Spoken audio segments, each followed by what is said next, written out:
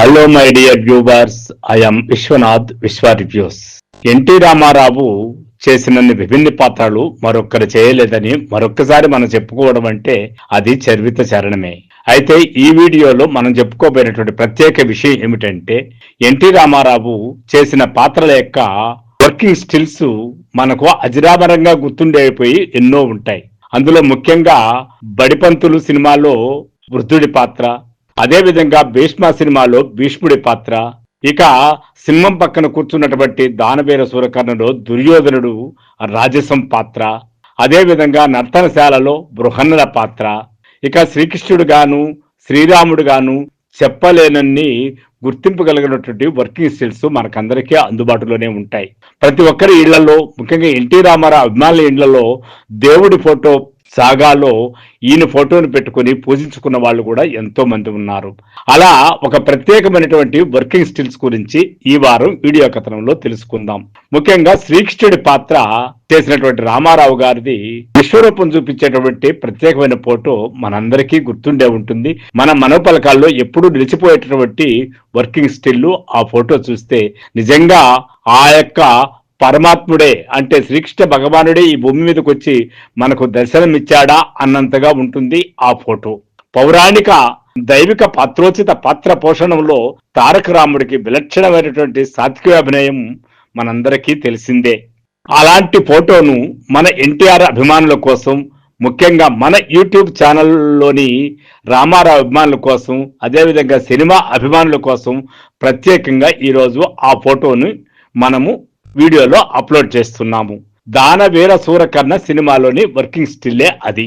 కురుక్షేత్ర యుద్ధ రంగంలో అర్జునుడు బంధుమిత్రులను చూసి రథసారథిగా ఉన్న శ్రీకృష్ణునితో యుద్ధం చేయలేనని నిస్సహాయుడుగా నిలుస్తాడు. అప్పుడు కథన రంగంలో రథమాపి కర్తవ్య బోధ చేస్తూ కర్మను చేయమని గీతోపదేశం. ఆ సందర్భంలో శ్రీకృష్ణుడు తన విశ్వరూపాన్ని అర్జునుడికి చూపించి జరిగేది జరగబోయేది అంతా తన సంకల్పమని, కార్యోన్ముఖుడివి కమ్మని ఆదేశిస్తాడు. ఆ సందర్భంలో తనదైన శైలిలో ఎన్టీఆర్ గారు విశ్వరూప సన్నివేశంలో చూపించిన విధానము కొత్తగాను మనందరికీ విస్మయపరిచేదిగాను ఉంటుంది. అవుట్డోర్ షూటింగ్ స్పాట్ లో కెమెరా క్లిక్ చేసిన ఆ ఫోటోని గాని మనం ఎన్నిసార్లు చూసినా నిజంగా విశ్వరూప దర్శనం మనకు అయినట్టే అనిపిస్తుంది. అంతటి అజరామరమైనటువంటి చిరస్మరణమైనటువంటి ఆ ఫోటో అది. 1977వ సంవత్సరంలో విడుదలైన పౌరాణిక చిత్రరాజ్యంగా నిలిచినటువంటి దానవీర సూరకర్ణ ఆ సినిమాలో ఆ యొక్క ఫోటోను మనము గుర్తుపట్టవచ్చు. కేవలం ఆ రోజుల్లో 10 లక్షల రూపాయల వ్యయంతో నిర్మించిన ఆ సినిమా ₹1,00,00,000 చిలుకు కలెక్షన్స్ సాధించింది. మరలా 1994లో రెండవసారి విడుదల అయినప్పుడు కూడా మళ్లీ ₹1,00,00,000 వసూలు చేసింది. ఈ రోజుల్లో ఒక్కసారి రిలీజ్ చేసి వారం రోజుల్లో చేతులు దులిపేసుకునే సినిమాలు చూసాము కానీ ఎప్పుడు రిలీజ్ అయినా మళ్లీ అంతే స్థాయిలో కలెక్షన్ సాధించిన ఒకే ఒక్క సినిమా దానవీర సూరకర్ణ అని మనం చెప్పుకోవచ్చు. ఈ సినిమా పూర్తిగా ఎన్టీఆర్ గారి శ్రమ ఫలితమే. అప్పటి సినిమా రంగంలో తిరుగులేని కథానాయకునిగా ఎంతో బిజీగా ఉన్న ఎన్టీ రామారావు గారు ఈ సినిమాను స్వయంగా నిర్మించి దర్శకత్వం వహించి ఆ పైన కర్ణునిగా, దుర్యోధనునిగా, కృష్ణునిగా 3 పాత్రలు పోషించినాడు. మొత్తం 4 గంటల 17 నిమిషాల నిడివిగల ఈ సినిమాలో దాదాపు 4 గంటల పాటు ఎన్టీఆర్ ఏదో ఒక పాత్రలో కనిపిస్తూనే ఉంటాడు. సెన్సార్ బోర్డు వారి ఆమోదంతో 17వ తేదీ జనవరి 1977వ సంవత్సరంలో విడుదలైనటువంటి సినిమా. జెమినీ ఫిల్మ్స్ ల్యాబ్ వారు ఒకేసారి 30 ప్రింట్లు సకాలంలో ప్రింటింగ్ చేయకపోవడం వల్ల కేవలం 14 ప్రింట్లతోనే విడుదలైంది ఆ రోజుల్లో.